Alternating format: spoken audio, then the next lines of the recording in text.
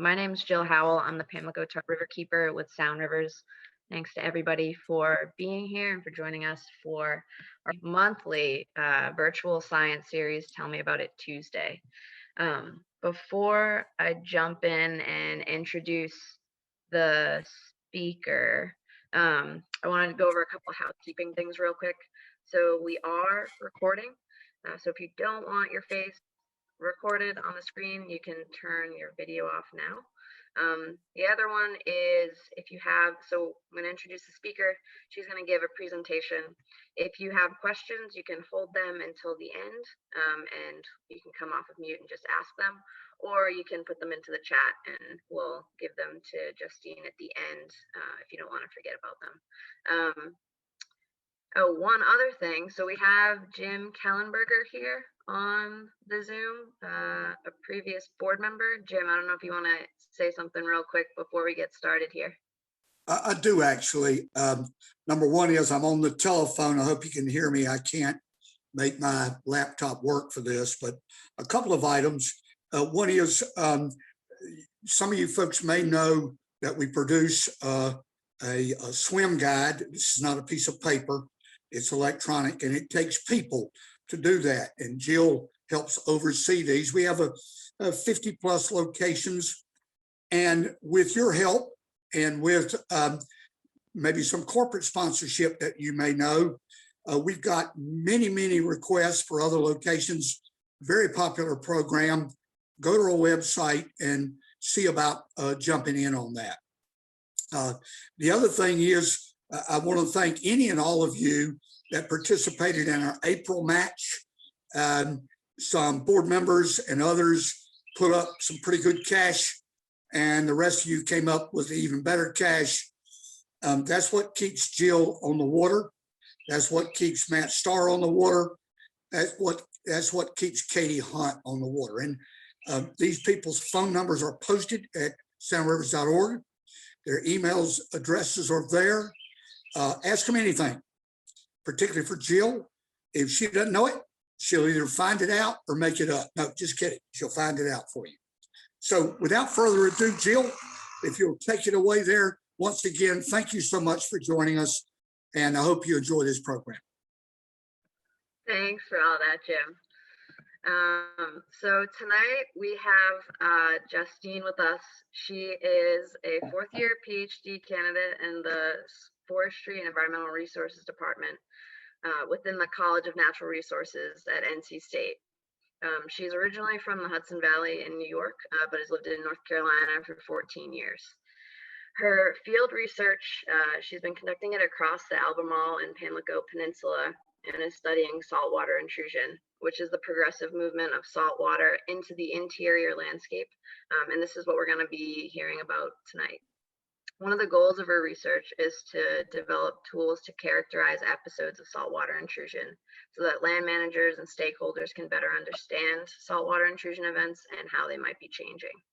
She also studies how we can better quantify vulnerability to saltwater intrusion by taking into account man-made structures such as culvert pipes and dams, which can either hinder or enhance the transport of saltwaters inland. So with that being said, I'm going to turn it over to our speaker here tonight.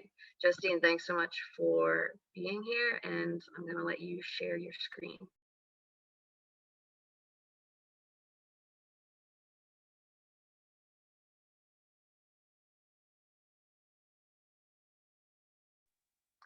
Alrighty, thank you so much, Jill, and everybody at Sound Rivers and Riverkeeper and everybody that's here today for having me. I'm really excited to talk to you all about the work that I've been doing, myself and other colleagues of mine in the Albemarle-Pamlico Peninsula.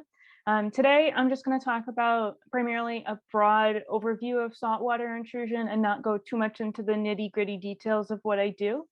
But from this broad overview, what I want to talk about is what exactly is saltwater intrusion, what drives it, what its impacts are, and how we might expect it to change in a changing climate.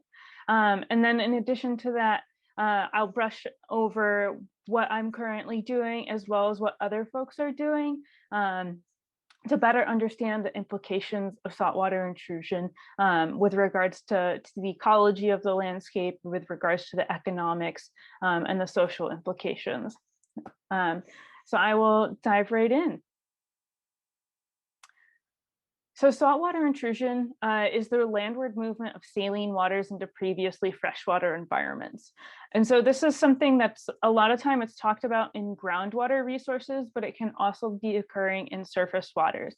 And if you are really familiar with this area, which I'm sure most of you are, you know already that the Albemarle-Pamlico Peninsula has been historically ditched and diked. There's canals all over the place. So the implementation of these canals into the landscape, while it made for really fertile land to do timber and crop production, it also led to a lot more points on the landscape for saltwater to move inland. And so chronic saltwater intrusion is it's caused by a cascade of events. So humans are on the landscape. We produce a lot of greenhouse gases from things like the energy sector, from transportation, wetlands release a lot of greenhouse gases into the air. And what all of this does, and what it's been doing, is it's been increasing. And this has led to the warming of our planet progressively over the years. And this warming has caused our polar ice caps to start melting and all of our glaciers to be melting. And so with all of this extra fresh water that's moving into our oceans, it's just making those sea levels rise. But in addition to that, because not only is the air warming, but the water is warming. And so there's this process where at warmer temperatures, water expands more and it takes up more space. And we call that process thermal expansion. And so what that does is it just makes the sea levels rise even more because they're warmer. And so what all of this does is it leads to saltwater intrusion in our drinking water, in our groundwater, and in our surface waters. And there's a lot of different ecological implications that come from this. And so in particular, North Carolina, we've been experiencing sea level rise at a rate of about 4 millimeters per year for the last few decades, which is a lot faster than the global average of 1 to 2 millimeters per year.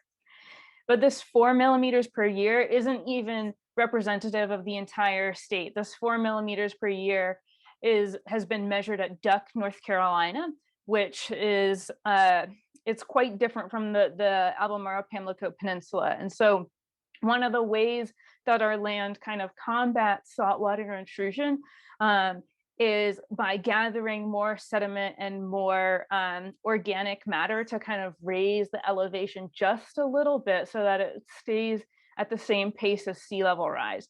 But the Albemarle-Pamlico Peninsula has not been keeping up with that.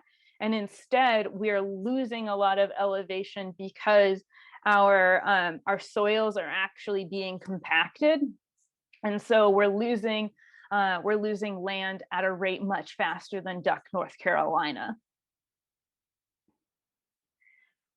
So we've talked about how saltwater intrusion occurs from a chronic perspective, but why is this really even bad? You know, aside from the fact that we know that we're losing some land to the sea level rise. Well, saltwater intrusion, like I've been saying, can lead to groundwater contamination. When we have salt in our water, we can't drink it because it disrupts, our biological functioning, and it's poison to us essentially.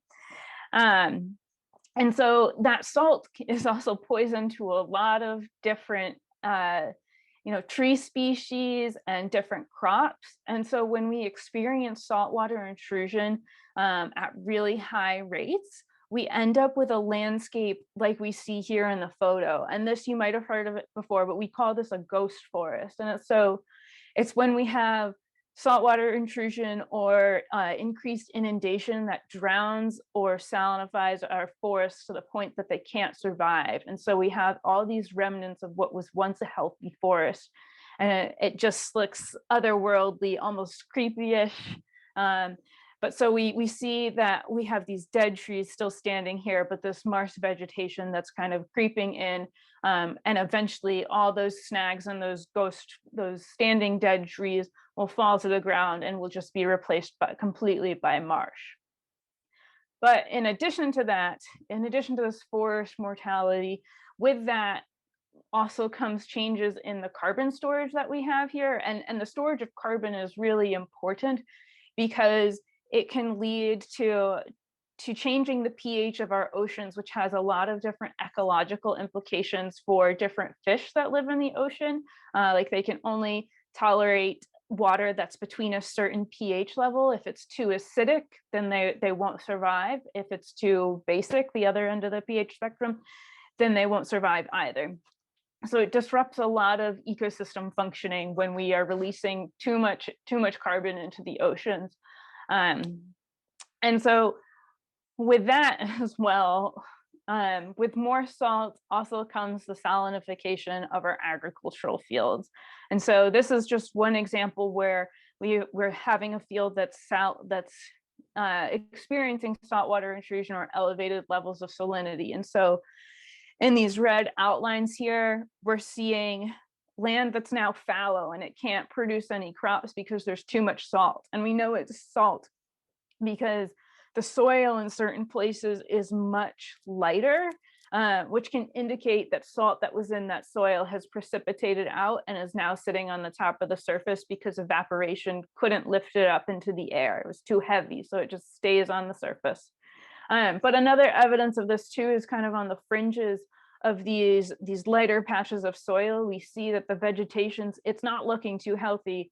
There's yellow and there's brown leaves instead of this really green kind of vegetation color that we want to be seeing. So saltwater intrusion can lead to the groundwater contamination. It can lead to the death of forests, changes in carbon storage, crop loss, but then finally, and there are other implications of saltwater intrusion, but this, to sum up this list or to conclude this list, we can also have really large releases of nutrients from wetlands or from old agricultural fields into surface waters, which can then make its way into the coastal environment, where we see things like harmful algal blooms and fish kills, and it really disrupts, the lives of people like commercial fishermen or folks that want to swim in those waters or recreate in them. So saltwater intrusion has a lot of different hazards and negative impacts that can kind of touch all different parts of our lives. But so in addition to this chronic saltwater intrusion that's driven by sea level rise, we can also have what's known as a saltwater intrusion event. And so these are more short-lived than the chronic saltwater intrusion that occurs. And we define this as a period where salinity is increased to a point that it stresses vegetation or it even kills the vegetation. And when we say it's stressing the vegetation, we mean like it's disrupting its normal functioning, so it can't photosynthesize as well as it normally would under non-saline conditions. And so when we're thinking about events in different vegetation types, different plant communities are vulnerable to different salinity levels. So for example, we see here in this figure that this is a salinity time series. So we're looking at just a little bit of data. And on this left-hand side, we have 3 different crops or 3 different plant types that are all sensitive to salinity at different levels. So if we were in this environment where this data was collected, this rice plant here, which is sensitive to salinity levels that are less than 1 part per 1,000, which is very small, brackish water starts at 3 parts per 1,000. So this less than 1 part per 1,000 still within that fresh range, but it's just a little bit of salt that's ever too much for that rice plant. So if a rice plant was where we gathered this data, it wouldn't survive. We tried to plant it, it would last maybe a couple months, and then it would die, because as we can see here, we have lots of episodes of increased salinity.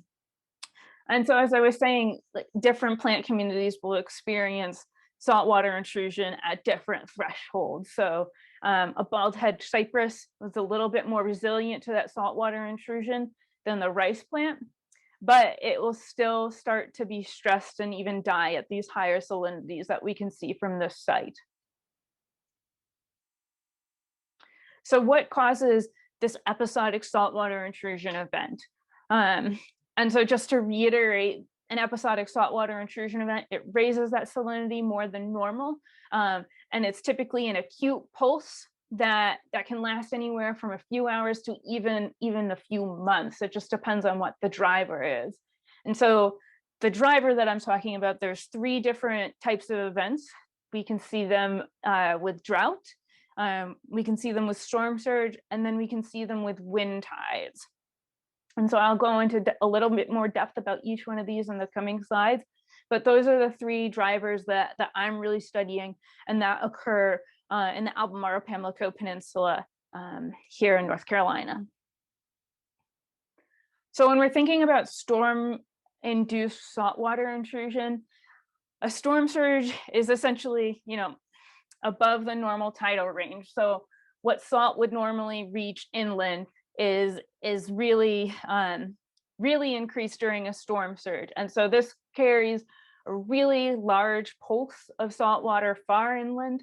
And because we're in a coastal environment, we tend to have a lot of wetlands here. So oftentimes that salt water gets trapped in our wetlands, many of which are freshwater wetlands, and it gets trapped for extended periods of time. And so as an example, after Hurricane Florence, the salinity of my study sites was elevated for over 2 months, which is really quite a long time, and it's long enough that it would certainly stress some freshwater vegetation.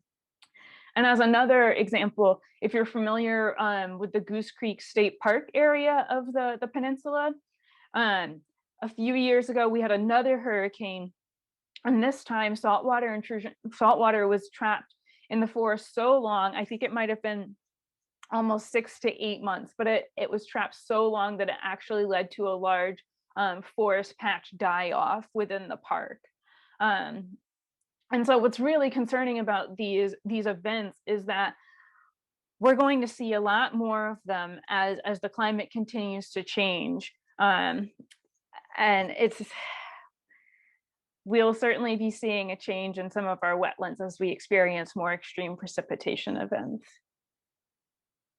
And so this is just a visual of kind of what may have happened after a large storm event years and years ago. And this is just another ghost forest that has been completely replaced by those marsh grasses and that marsh vegetation that moves in once the forest has died off.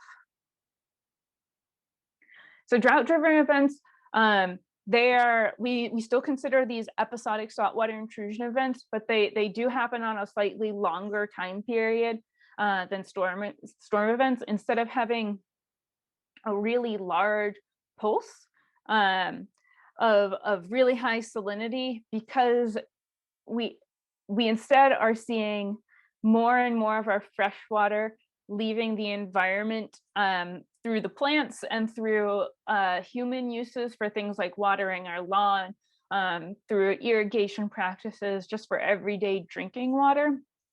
And so when we don't have that water replaced by precipitation, we end up having less fresh water in our coastal system, which allows more salt water to move further inland to displace or offset whatever is not coming out to push the salt water back.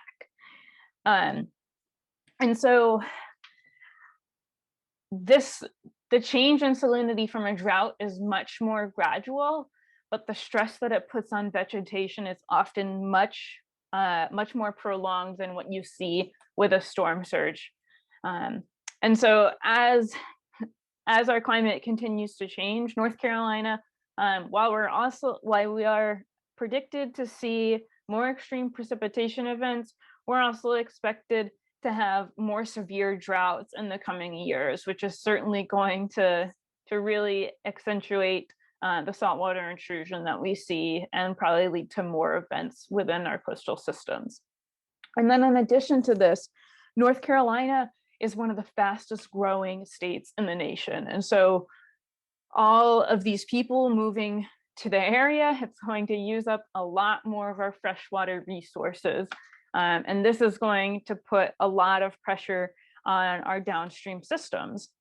And then in addition to that, as we see temperatures rising, this leads to greater production by vegetation. And so as the vegetation's growing more, it means that they need more water to keep that growing up, which is just going to exacerbate our droughts and exacerbate the saltwater intrusion that we see with these types of events. And so finally, the Albemarle-Pamlico Peninsula, we have one really unique type of event here. You do see them in other coastal systems, but they're particularly unique to the Albemarle-Pamlico Peninsula. These are wind-driven tides. And these tend to be really big drivers of saltwater intrusion, because we'll have really high velocity winds that can generate enough fetch across our sounds to push saltwater further inland through all of the canals and all of the channels that we have that are across the landscape. And when we experience a saltwater intrusion event that's due to a wind tide, this impacts not only our groundwater, but our surface waters as well. But the water certainly moves faster through the surface waters. And that's why understanding how water is moving through our canals and through our surface waters is so important, because that transport is really fast and that water can get trapped in those wetlands where it's harder for it to drain away. But these events, when we experience them, they tend to be anywhere from 1 to 10 days in length. So they are on the shorter side, but they tend to happen more frequently than a drought or than a storm surge would be, which can lead to significant exposure for flora and fauna that are sensitive to higher salinities.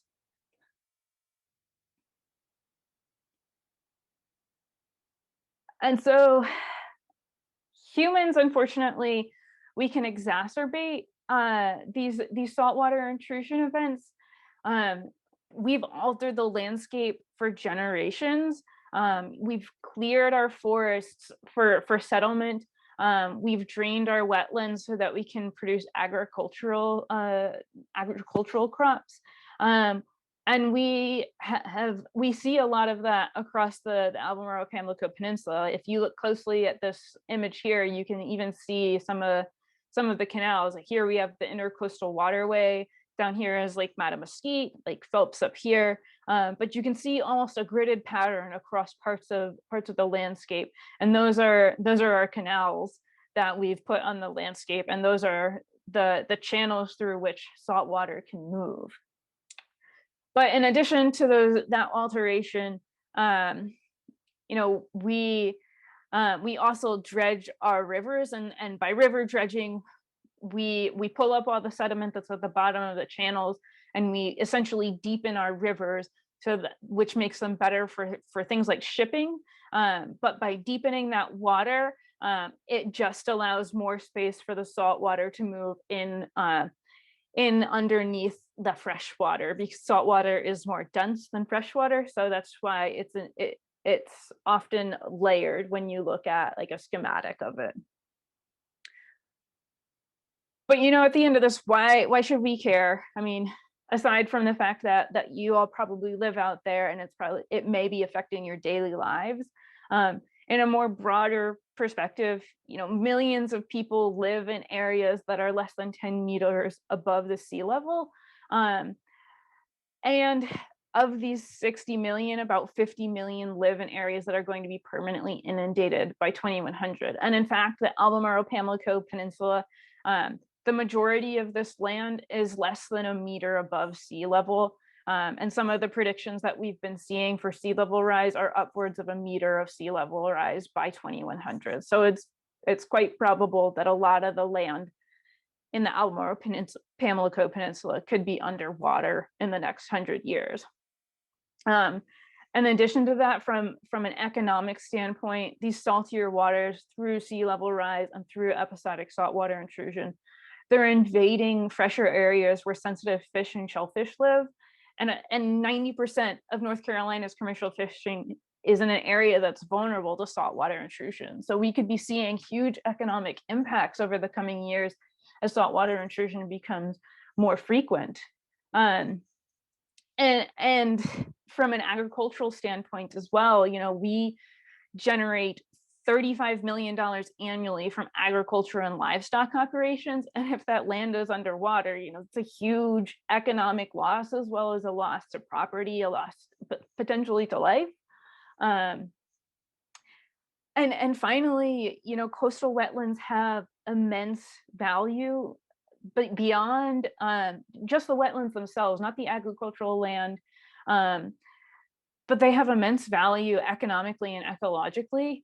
North Carolina is our coastal plain is a biodiversity hotspot. So there are so many species of plants and animals that are really unique to this region of the world. But there's so much recreation that goes on here, and so many ecosystem services that are done by these coastal wetlands, that it's really important that we try to protect them. And if you're not convinced that we should care beyond the fact that this is happening outside your back door, this is a global issue. This is happening up and down the entire East Coast. There are ghost forests stretching from Maine all the way to Texas, but it's happening in so many other countries too. So it's not just a local problem. This is global, and so I've talked a lot about what's going to happen, but more specifically, I've said we're going to see more extreme precipitation, and that we're going to see more droughts, and I guess the big question might be, how can we see both of these? We're getting more precipitation, but we're going to have more severe droughts. And this really comes down to the timing that we get all this precipitation. While we're projected to be more wet in the future, all of that rain is going to be coming at times where we don't necessarily need it. So hurricane season, which tends to be the end of the growing season, and then through our winters, that's when we'll get all of this increased precipitation. And when our soils are already saturated, that water, instead of being stored in the soil and stored in the groundwater for plants to use later on, it's just going to run off into our surface waters, which will then go down into our oceans. And that's one of the reasons why we'll have those more severe droughts, because we don't have the groundwater or the soil water subsidies to kind of help ameliorate the drought that's occurring. But in addition to that, like I said before, we're going to see more development, which is going to lead to increased water demand. And most of North Carolina gets a lot of their drinking water from the groundwater, which will put further stress on those resources. And then the increased temperatures are going to lead to the greater water demand by the vegetation. And in a cascading effect, the increased global temperatures will lead to faster glacial melting and thermal expansion, which will just keep causing our sea levels to rise, continuing to exacerbate saltwater intrusion.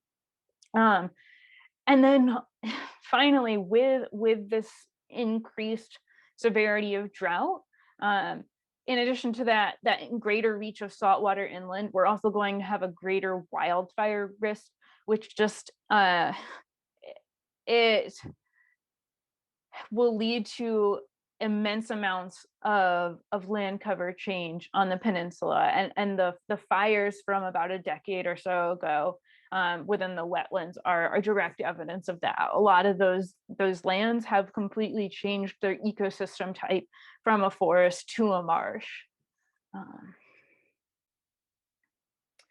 But I've been really doom and gloom up until now. What can we do about it, and what has already been done about it? Well, one of the things that have been done on the landscape has been the installation of these flow control structures. So things like tide gates, flap gates, and water pumps. And in particular, the tide gates and the flap gates, which you can see on the two photos on the left on the bottom here. these are structures that are engineered to inhibit bidirectional flow in our surface waters. So these are typically installed in canals, and when salt water decides to move against the normal flow of water, the flap gates and the tide gates will close shut, inhibiting that salt water from moving further inland, which works where you have them, but they can be very expensive to implement. When we are placing these on the landscape, we want to strategically place them. So for example, this middle photo here, this is actually from the Alligator River Wildlife Refuge. And this flow control structure was placed on one of the largest drainage canals in the area. So it has been strategically placed so that the area that would be most susceptible to pushing saltwater further inland is protected to a degree. In addition to that, we need to strategically implement management strategies. So aside from installing these flow control structures on our agricultural land, we might want to start thinking about, are there more salt tolerant crops? Are there genetically engineered crops that might be better to grow there? Or if it's becoming infeasible to continue to farm and make our lands profitable, are these things that we want to put into conservation easements? But before making all those decisions, we need to better understand the landscape vulnerability so that we know if we're going to protect certain areas where we might have the best chance of effectively protecting or managing the land to be, to increase its longevity into the future. And then finally, we can manage our water resources better. And so this can kind of stem from reusing our water in different ways, just different technological advances that would enhance, that would help sustain our water resources during times where we really need them, like drought. And so what am I doing about this? So my research is across the entire peninsula. I have a few sites down here near Goose Creek State Park, and then a few others that are more so in the eastern part of the peninsula. But I'm trying to develop a dynamic vulnerability index that takes into account where all of these different flow control structures are in the landscape, whether it's culvert pipes, whether it's the flap gates, whether it's pump stations. And I'm trying to develop that dynamic vulnerability index so that I can inform land managers for habitat protection. And so that by understanding where is most vulnerable on the landscape, we can enable a more targeted approach for human intervention. And so that future research can be informed, so they can take this dynamic vulnerability index and maybe do some sort of modeling study that would predict, how long, when are we going to see salt water this at a point that's very far into the interior of the landscape. And then in addition, I'm trying to better characterize saltwater intrusion events quantitatively. So those wind tides, those droughts, and those storm events, I'm trying to talk about them in a way that we can inform managers and policymakers. We're seeing this many X number of saltwater intrusion events that are lasting for Y number of days. And over the last 5 to 10 years, the number of events per year has increased by X. So that's what I'm trying to do on a broad scale. And this, again, has those policy implications, and it has those land management implications.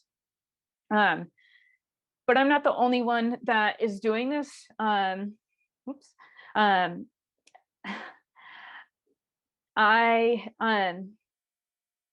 There are lots of other folks on the peninsula that are doing this and are looking at different aspects of saltwater intrusion.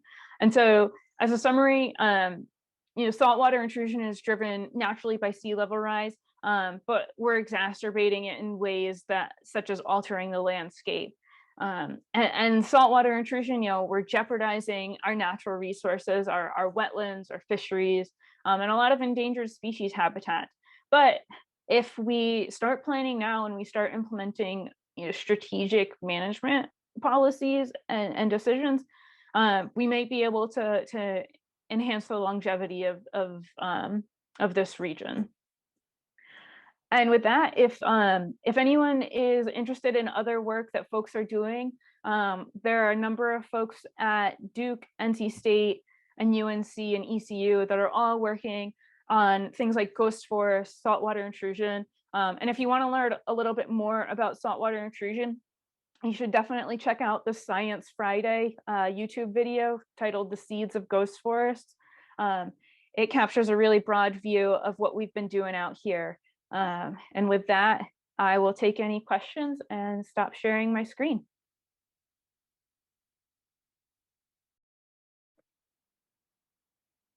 Thanks so much for that, Justine. And also for ending on like a positive, what can we potentially do about it note? I feel like we're constantly doom and gloomy. So I appreciate you ending it that way. And also I've seen that video. That video is definitely worth checking out. Ghost forests are like fascinating, very sad, but fascinating.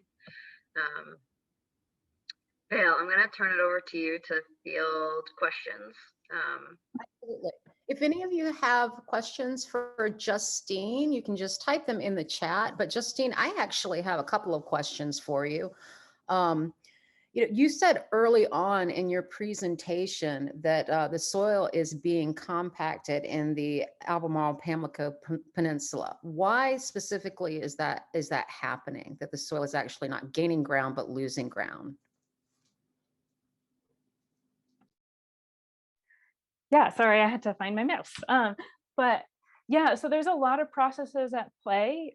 So it's particularly within the wetlands. Typical wetlands processes for either building elevation or losing elevation are they accrete, which is how they gain elevation, and they subside when they're not accreting enough. And so subsidence occurs because within wetland soils, there's millions and millions of years of organic matter that is just layered on top of each other. And as more water and more soil sits on top of those deeper layers of organic matter, it compresses. And that's what leads to a lot of that loss of elevation. But in addition to that, the way that when saltwater intrusion occurs, the way that the salt ions interact with the soil itself leads to a process called peat collapse. And so that's when you see these massive losses in elevation that are occurring within there. Okay, thank you for that. We've got a question from Carl Crozier. He says the dynamic vulnerability index should be very useful to land managers. Are there many specific contexts yet to share information with land manager groups, i.e. farmers, foresters, coastal developers? Mm-hmm. Yeah, so all of the sites that we've been working at for the past 5 years, they're actually publicly managed lands. So the Alligator River National Wildlife Refuge is one of the sites, and that's managed by the Fisheries and Wildlife. And then we're also working at the Palmetto Pear Tree Preserve, which I think at the time that we started working with there, it was owned by the Nature Conservancy. And then I'm also working within the Goose Creek State Park. So we have land managers at each one of those particular sites that we will be working with. And then I have another contact within the Terrell County Soil and Water Conservation District. So I'll be disseminating that information once the vulnerability index is complete. And we'll certainly search for others to reach out to there. Alyssa asked, what have been the biggest obstacles to promoting the changes needed to improve saltwater intrusion in our state? Ooh, that's a tough one. I would say that just simply having the better understanding, I think is the that gaining a better understanding of saltwater intrusion as far as its timing and its reach, I think, is the biggest obstacle. And then in addition to that, just because we still have so much we don't know, that's an obstacle. But in addition to that, promoting changes like such as the management strategies or the implementation of the flow control structures. The flow control structures can be incredibly expensive to put on your land. So if you're a farmer and you want to install a flow control structure, that would probably cost over 10 grand if I had to throw out a number. But I'm sure there are some sort of governmental subsidies, but I'm not the person to talk about those in specific numbers. So I think knowing exactly what to do and where to do it is probably one of the biggest obstacles. Hey, Justine, this is Jim Kellenberger. Can you hear me? Yes. So a couple of comments. I live in Oriental, North Carolina, right at the end of Lois Gut, which is a fancy name for a ditch down here. Mm-hmm. And you go 12 inches, 16 inches, 18 inches, and there's a 4-foot clay layer. Is everybody aware of that? I was not. Right. So it rains a little bit, and now the water is on top of the clay. It's not going to penetrate the clay. And it's it's not everywhere in the county, but in this particular part in Oriental, it is. If you are a farmer or know a farmer, the first place I would go to try to get these floodgates paid for is an outfit called NRCS, Natural Resource Conservation Service. It's the old Soil and Water Conservation Service. And you want to ask about the CRP programs. They are different in different parts of the country. And we have a farm in Southside Virginia, and we have a quail initiative. And it is possible that you could find some help, very helpful people in Pamlico County, very helpful people in Craven County. A lot of it is knowing what to ask for. The FSA office, Farm Service Agency, works with NRCS because the NRCS folks are the people doing the science like you are, or talking to people like you. The farm service people, they keep up with hogs and corn and that kind of thing.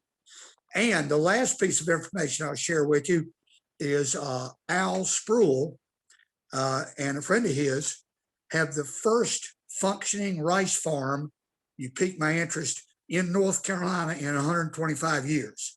Wow. It's called Tidewater Grain, and they grow browning and white rice. And tomorrow, after I've learned what you've told me, I'm going to make sure he understands about this salt intrusion, because they've got a lot of money invested in this rice operation. It's the only one in North Carolina, here in Pamlico County, near Hortonsville.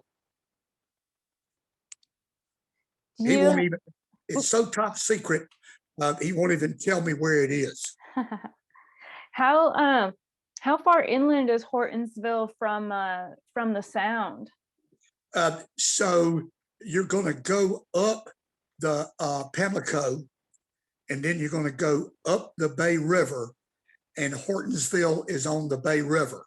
So I would say, just guesstimating, 10 miles as the crow flies, maybe 12. This county, the average height above sea level is 6 feet. Mm-hmm. Yeah. If he's right on the river, you should tell him to check out, so the USGS, the U.S. Geological Survey, they tend to have a lot of coastal monitoring stations where they look at the salinity or the specific conductance of the water, and that might give them, a bit of an idea of what salinities to expect in that area. But yeah, rice, most crops are very intolerant to salt unless they are genetically engineered. And he's only been in this 2 years, and this would not be a good move. Mm-hmm. Out of saltwater, I mean. Yeah.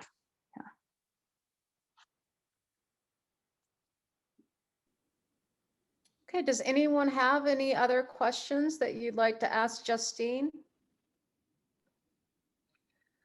I'm gonna jump in with one if everybody else is covered.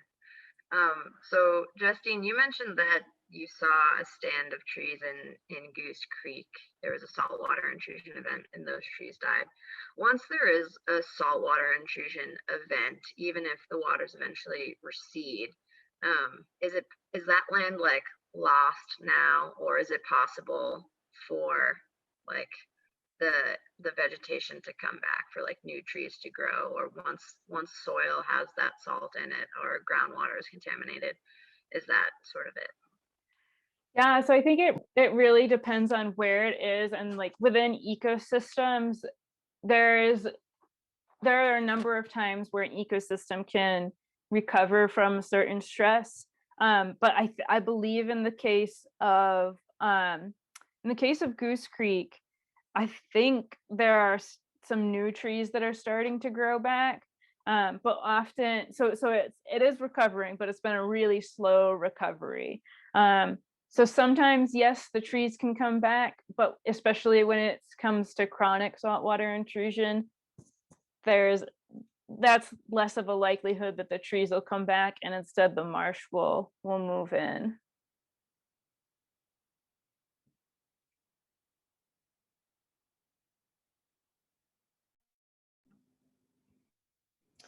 I have another question for you, Justine. I imagine that you do work with or have contact with land managers and farmers down east. Is there a growing sense of urgency among them specifically for the reason of saltwater intrusion? So it's funny you asked that. There's somebody in my lab group, a couple of other folks at NC State that did a study looking at the risk perceptions of people around the peninsula with regards to saltwater intrusion. And so they found that overall, there's not a huge sense of urgency around it unless you're already experiencing it. So if you are one of the folks on the peninsula that live on the interior of the landscape, like away from the sounds and away from the canals, and like are even on higher ground, there's less of a likelihood that you're even aware that saltwater intrusion is happening. But if you're near one of the larger canals and you're near the sound, those folks are definitely aware of saltwater intrusion happening, and there's a little bit more of an urgency for them. So it really just depends on where you're situated within the peninsula. And how does it manifest itself with regard to the Intracoastal Waterway? Because as you said, that's the biggest ditch that's going through the peninsula. Yeah, so the Intercoastal Waterway is actually a huge transporter of salt water because the Pamlico Sound is much saltier than the Albemarle Sound. And there is actually a study done by Dr. Alex Manda from ECU, East Carolina University, and he documented that the salt water that they are seeing in the upper Alligator River, that was coming from the connection between the Alligator River and the Intercoastal Waterway. And if you look at some of the satellite imagery that's around the Intercoastal Waterway, there's a massive expanse of ghost forest there. So those trees have died off from the increased inundation and the increased salt that's coming from the south.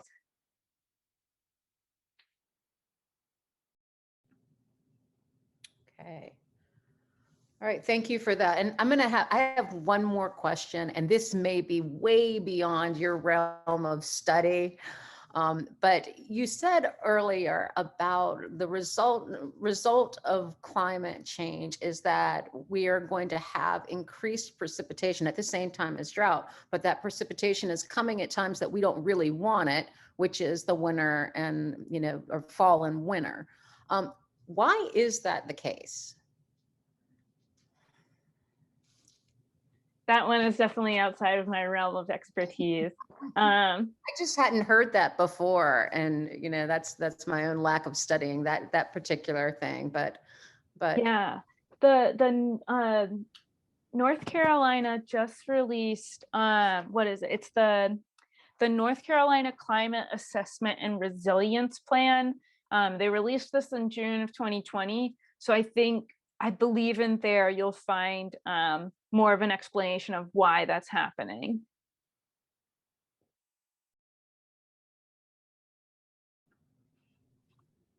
And this is Rick Edwards, just a one-time deal, but this year has been a great example of what you were saying. We've had more rain in January and February than I can remember. I'm a North Carolina native.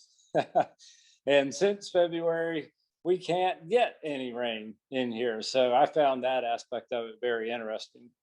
One other comment, I have seen the latest fields for the rice farm when I cycle near Whartonsville, and they've got large berms so that they'll be flooding the fields.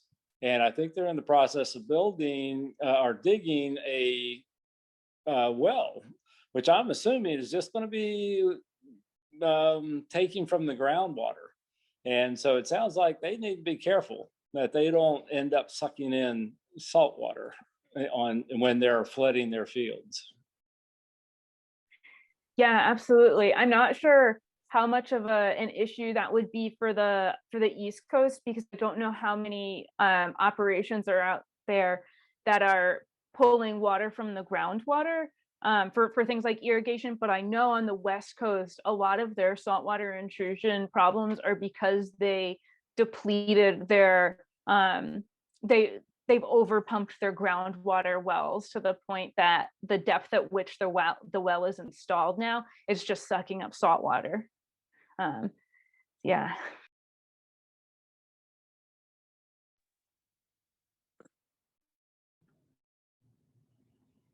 all right, Justine, thank you so much. This has been fascinating. Does anybody have any other questions for her? If not, I will go ahead and hand it back over to Jill to wrap up this episode of Tell Me About It Tuesdays. Yeah, thanks again to Justine, and thanks to everybody for coming and tuning in. This was recorded, so we will be posting it later. If you want to watch it again, if you have any follow-up questions, or for anybody else who hasn't seen it yet. And just one other thing, Jim did a great job of previewing our summer swim guide that's about to start. We'll be starting Memorial Day, monitoring a ton of recreational sites throughout the Tar, Pam, and Neuse River basins. So we'll be posting every week, every Friday, what water quality results are like in terms of E. coli levels at popular spots where people swim, boat, and fish. So check that out. You can text SWIM to 33222 and you'll get our weekly text alert. And anybody who's not a member, we'd love for you to join us and become a member, keep up with the work that we're doing. You can visit soundrivers.org to find out more. And with that, we will call it a night.